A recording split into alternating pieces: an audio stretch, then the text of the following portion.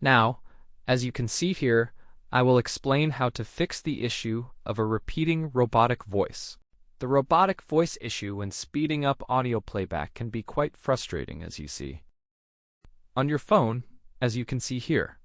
First, we need to disable voice ACE, audio, and e-audio settings. This step is crucial to ensure the audio playback functions properly without any robotic voice issues. To disable it, simply enter the settings.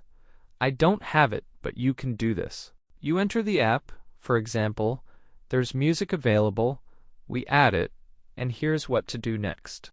You need to disable it, simply put. I don't have it, but you definitely should do this. Simply disable it, and that's all. If it still doesn't work, let's troubleshoot further together. Adjust the speed to normal. Now let's click on the track to ensure everything is working smoothly. Now let's click on your track, and here you should see the speed settings available for adjustment. Set it to normal speed, which is 1 times. Do not increase it further, as you can see here, for optimal results.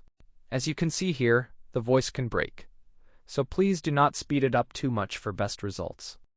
At 2 times or 5 times speed, as you can see here, the voice will break and sound very distorted, so avoid it.